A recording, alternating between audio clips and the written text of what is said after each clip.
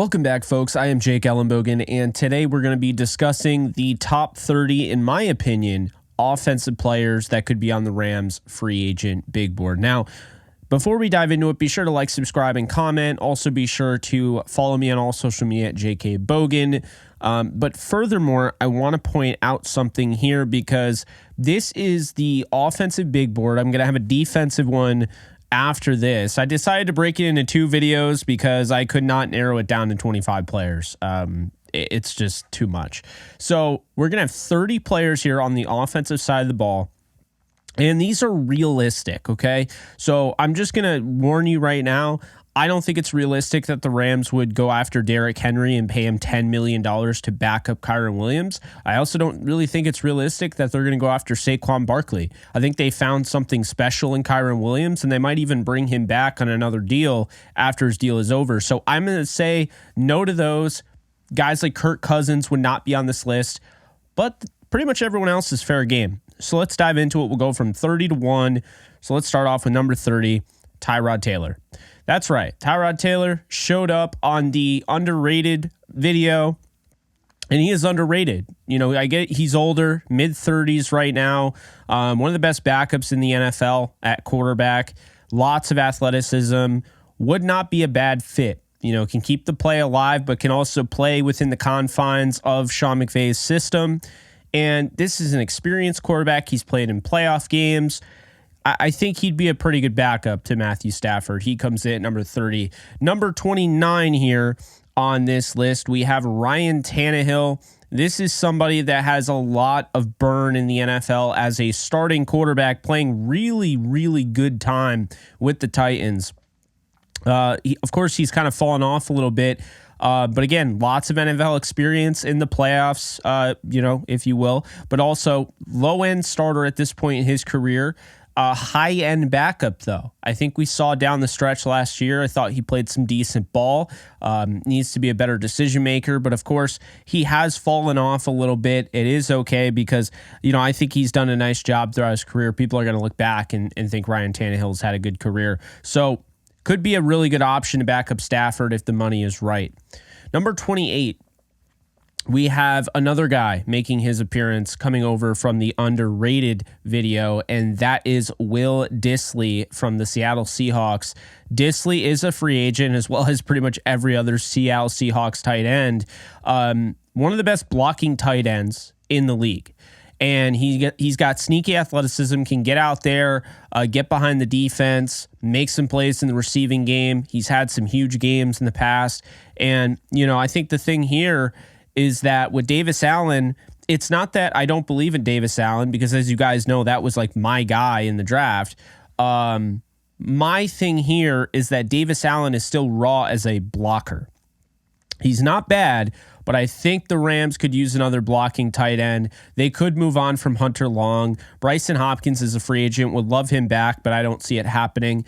And furthermore, Tyler Higbee tore his ACL. I don't think he's going to be ready to go until at least like maybe week 4, week 5 at the very earliest. So with that said, Will Dissly comes in, blocking tight end, complements the receiving tight end in Davis Allen well. I think that'd be a solid combination. You could get that for the cheap. He comes in at number 28.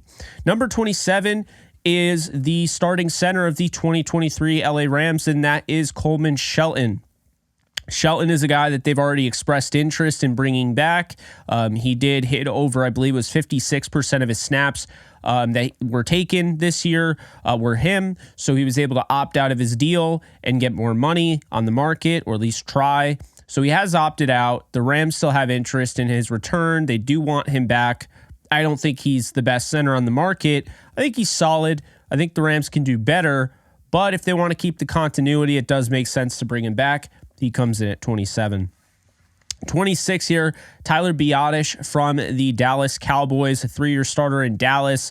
This is somebody who's dealt with some injuries, but I think he's pretty reliable, really solid center. I like him more than Coleman Shelton. He comes in here at number 26.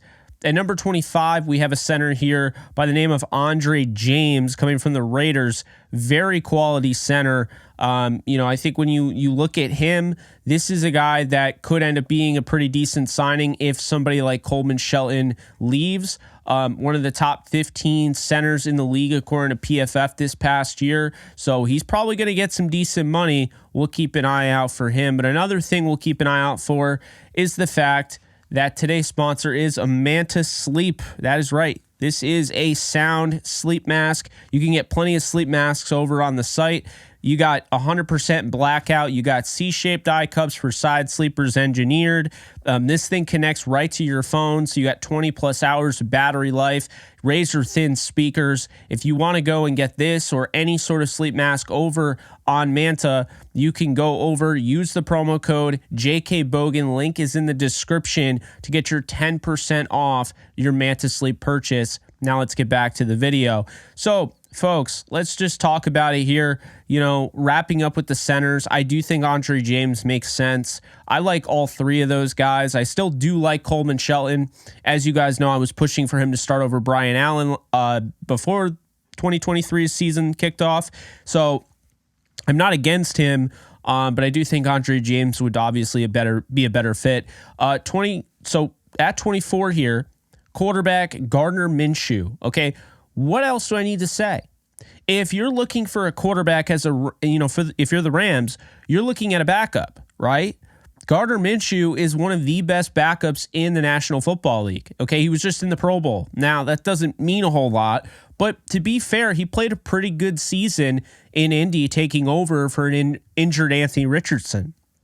So I look at that, and I think that's a good thing, but also the mobility, his ability off script. I mean, I'm a big fan of Gardner Minshew. He's easy to root for, could be a good fit, comes in number 24. Number 23, big name. You guys always mention him in the comments section. I don't know if a reunion is in the cards. Odell Beckham Jr., wide receiver from the Ravens, won a Super Bowl at the Rams. Last time he was in a Rams uniform was in the Super Bowl. Is a Rams reunion in the works? I don't know. The reason being, they signed Demarcus Robinson. Now, they were interested in Mike Evans. They've been interested in Kendrick Bourne. We'll talk about that very soon. And, you know, they met with Roma Dunze at the Combine. My feeling with the Rams is that they're not going to go after Odell Beckham Jr., okay? I think they really like him. They respect him, all that. But I feel like if they go for another receiver, they're going for an absolute stud and probably a little bit younger. But I really like Odell. He came on strong at the end of last season. He is in game shape now. We'll see what ends up happening. He comes in number 23. Number 22, we got Kendrick Bourne from the New England Patriots. Patriots are feverishly trying to get a deal done before the tampering period kicks off on Monday. Kendrick Bourne, Rams have had interest. This is a guy that played at Eastern Washington, same college as Cooper Kupp, was with the 49ers, so you have that familiarity to kind of what Sean McVay is going to run, and he's a good blocker, so he cares about the little things. You have to block to play wide receiver on Sean McVay's team, and I do have a feeling that they are going to be very interested in Kendrick Bourne. I think that report is very accurate. He is definitely a guy in the past I've said he'd be a really good fit for the Rams. But does he move the needle? I feel like in this sense, he's a little bit too much like going after Demarcus Robinson. So for that reason, I don't think they end up with him. But he is number 22, just a tick above Odell Beckham Jr. Number 21 on this list is a veteran tight end who has had some injury concerns, had to move from quarterback to tight end because he couldn't make it as a quarterback in the NFL, which is good. I mean, the ability to move to tight end and have a career, he deserves a lot of credit for that. And I'm talking about Logan Thomas. Thomas is leaving Washington in all likelihood. This is a potential starting tight end opposite, Allen. I think Davis Allen can start, but if they don't deem him ready, I think Logan Thomas could absolutely start. And here's the thing about Thomas. When he's healthy, he is a threat in the red zone, okay? This team needs to be better in scoring in the red zone. And with Tyler Higbee out, they are going to lose that big target early on in the year. Could be beneficial to sign an older tight end like Logan Thomas, who still has it for cheap. He comes in number 21 because of that. Number 20. I feel like this is a really good compliment to Kyron Williams. You talk about the body structure of this guy, the guy that can break tackles. They basically they call him Gus the Bus, and that is Gus Edwards over with the Ravens. I do believe he is going to go somewhere, and I think the Rams should definitely consider going after him. His issue has been health, but when he is healthy, he is good. He is hard to bring down. I feel like that combination of power with what Kyron brings to the table could be a really nice compliment to the Rams backfield. I have him at 20. Number 19. We talked about him in the underrated video. Number 19 is Easton Stick, the quarterback from the Chargers. Mobile, intelligent. This is somebody that was very productive at the end of last year. As I mentioned, he sat there. He's watched Justin Herbert now for a few years. I'm a fan of Easton Stick. I was surprised, but he's still in his 20s, late 20s, of course. But I'm not saying he's Jordan Love, but he's been sitting there, and I think he has a chance to be potentially a starting quarterback down the road. Not high end or anything like that, but that's the type of guy you'd want to sign to back up Matthew Stafford for sure. Number 18, tight end Colby Parkinson. The Seahawks have a bevy of tight ends. Felt like they drafted one every single year.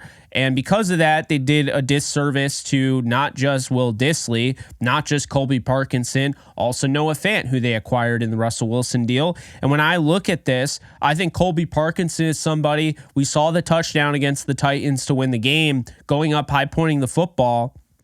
He's gotten even better as a blocker. I think Parkinson's a really good option for the Rams, a young tight end, athletic. I think really just at the end of the day, he needs more reps. So he comes in at number 18. Number 17, guard, Damen Lewis, sticking in Seattle here. I actually interviewed Lewis at the Senior Bowl. Big fan of his game. This is a guy that played next to somebody who's also on the list, Lloyd Cushenberry at LSU. And I'll tell you, Damen Lewis, I think, could be a lot better in LA.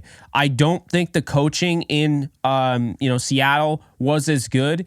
And I feel like, some of those offensive linemen, they definitely got developed. But I feel like Damen Lewis would really benefit playing in LA, being in that Ryan Wendell offensive line room. So if they were able to get him for a decent amount of money, cheap, obviously, cheaper, you could bring him in.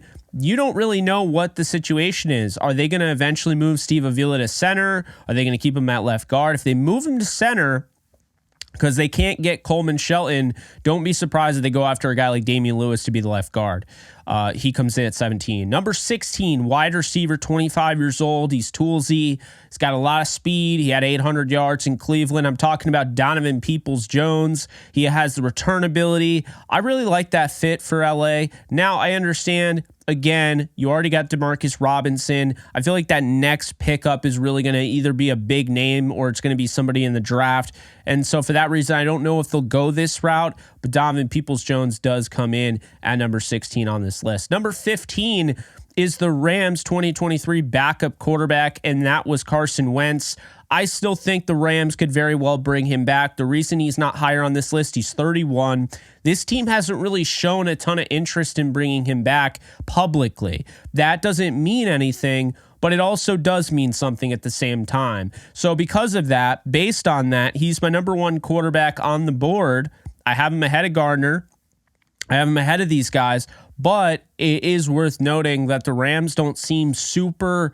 they don't seem pressured to bring back Carson Wentz. And if Wentz ends up having a potential starting quarterback market, then he's going to be priced out of the Rams range. So keep an eye on him. I have him at number 15. Obviously love Wentz, would love him back. I think the mobility works, and obviously he won that week 18 game because of it, but we'll see what ends up happening. Comes in at 15. Now we're inside the top 15. Moving to 14, we got a guy, speaking of body composition earlier with Gus Edwards, we got a guy who's got quads the size of my entire body, and that is A.J. Dillon.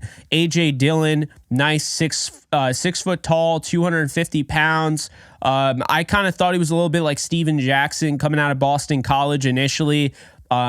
Kind of my player comparison, although he wasn't exactly like him, but very, very good 4.5 speed. What we just saw the last couple of years, though, A.J. Dillon's workload has gone down in Green Bay. So is that A.J. Dillon or is that Green Bay moving on? And I feel like Green Bay was kind of slowly moving on.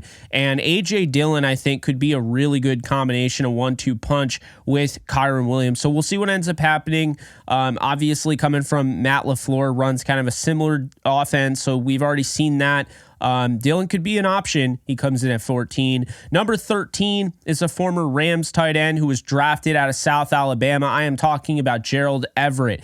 Everett was just playing his ball with the Los Angeles Chargers. He's got familiarity, obviously, with the scheme, played with Sean McVay for his whole rookie contract. And he's a receiving threat. He's not anything to go crazy about as a blocker, but he's not bad either. He's definitely worked on that area of his game. But you talk about the red zone, you talk about those receiving threats, Gerald Everett could be a nice piece. He comes in at 13. Number 12 is a tight end that I think a lot of people have forgotten about, okay? He showed some promise with the Falcons, then he went to the Titans, then he went to the Raiders, and he hasn't had a lot of production. He also hasn't gotten a lot of opportunities. I'm talking about Austin Hooper. I think he's underutilized and very talented. Hooper can block. Hooper can get open. Hooper can run routes, and he can also finish in the red zone.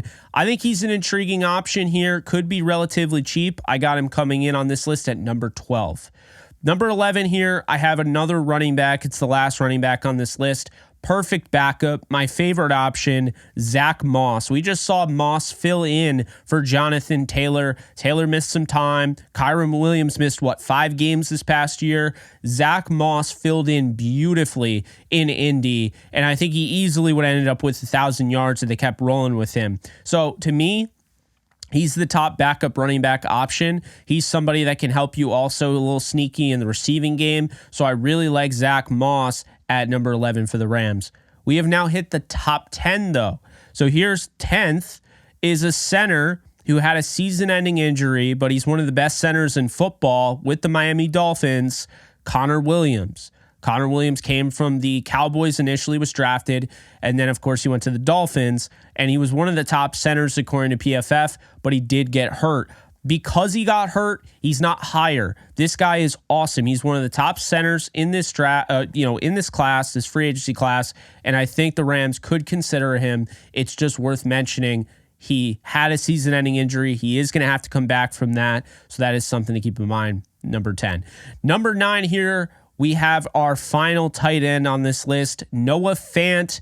Obviously, played as tight end at Iowa. Then he gets drafted by the Broncos, ends up getting traded in the Russell Wilson deal.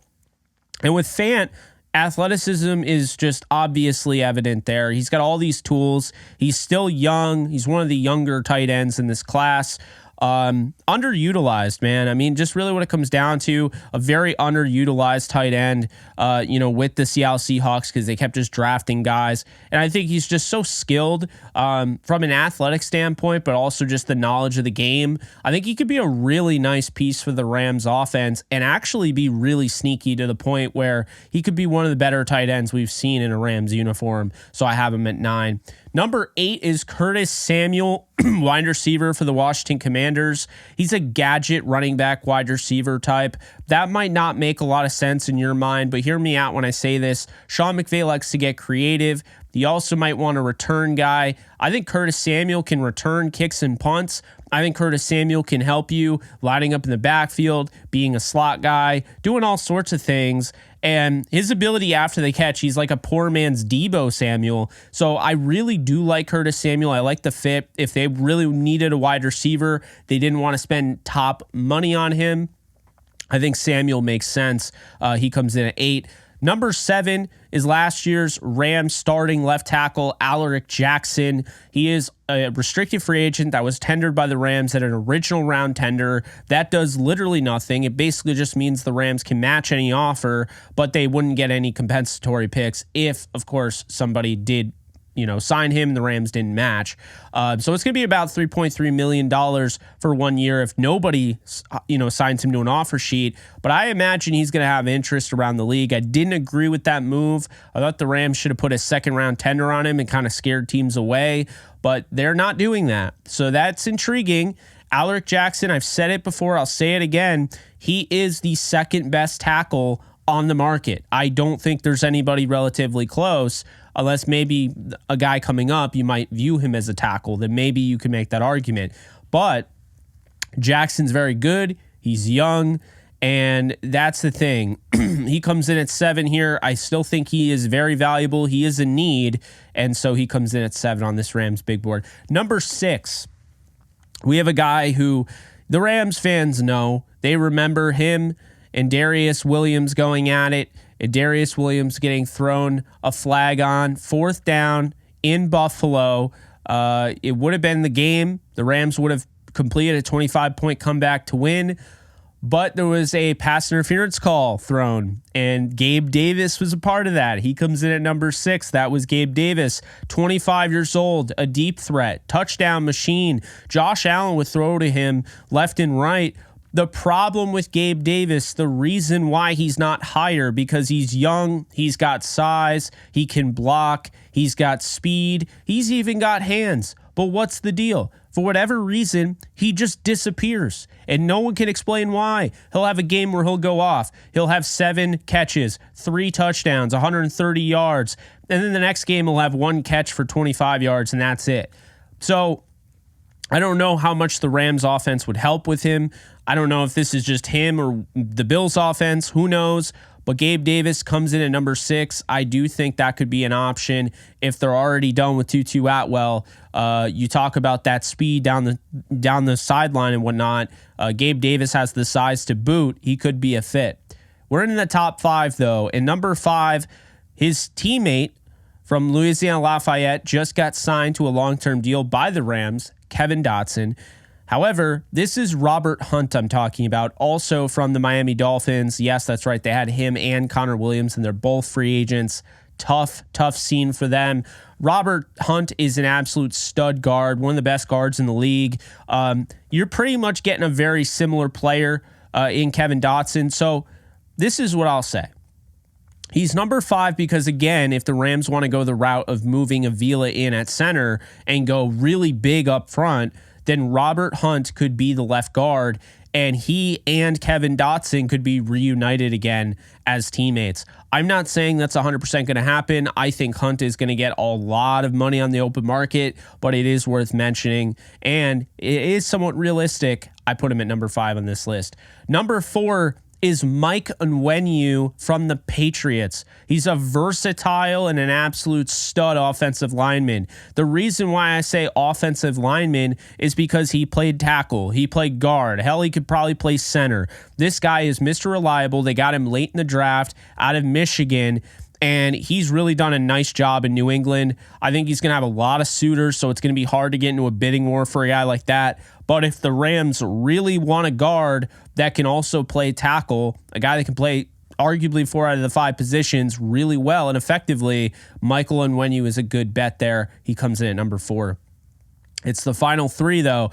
Number 3 out of the offense, we're talking about Tyron Smith, who's going to be 33 years old, which is 2 years, I believe, or 3 years younger than where Whitworth was when the Rams signed him in 2017. Could the Rams do another Andrew Whitworth type of deal where they bring him in? They have Tyron Smith, obviously played his whole year with the Cowboys, so he's never seen a Super Bowl. He gets a chance to go to the Rams, play for a Super Bowl. Who knows? We could definitely see that. I think he's got Whitworth potential at left tackle. Tyron Smith's been one of the best left tackles in all of football over the last decade. His issue is health. If he can stay healthy, that's great. Whitworth also had some years where he could not stay healthy. So, to be fair, that was there before.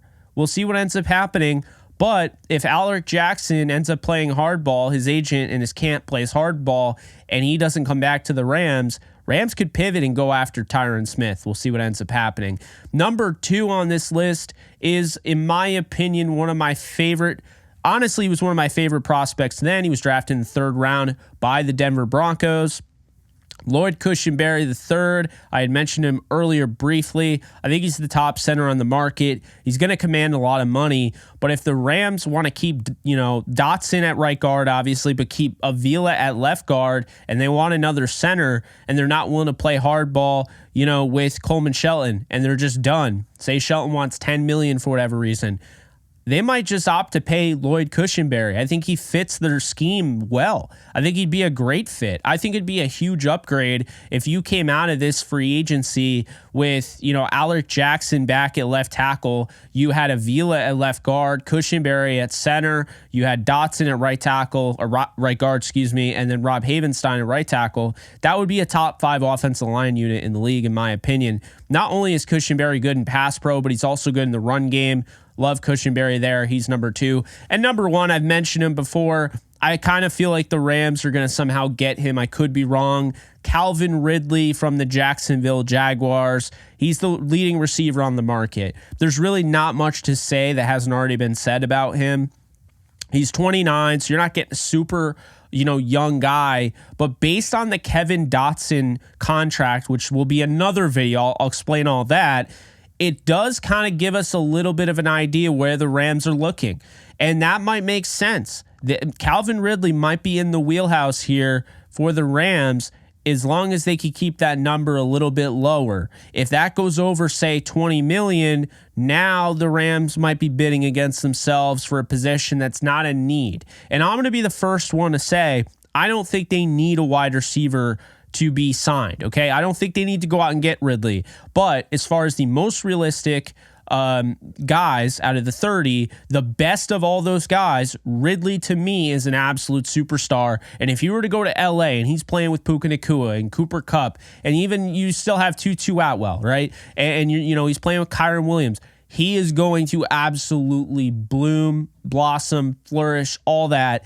And it is going to be a fun time to watch it. So Ridley's speed is exciting. Ridley's release package off the line of scrimmage is exciting. Great route runner. Obviously natural hands catcher. He would be so good with Matthew Stafford. So those are my 30. What do you guys think? Let me know in the comments section below. I am going to get to making the next video, which will be the defensive big board. Also the Kevin Dotson video, like I promised. I'm going to really go into detail and explain and try to have people understand it. But that's all I got for you guys this time around. Appreciate you guys for hanging out with me. Be sure to like, subscribe, and comment. Also be sure to follow me on all social media at JK Bogan, and I'll see you guys in the next video. Take care, folks. Later. Do you love talking about the Rams, the NFL, or just want to be a part of a community? Join my free Discord server today. We're over 800 members. We got 24/7 live chat, a level 3 boosted server, the ability to call into JE Live, playing online games with us on Kick streams, toggleable alerts for when I go live on YouTube or Kick so you don't miss a live stream, and exclusive giveaways. Click the link in the description, the comments section, or the link that comes up in the video to learn more and join today.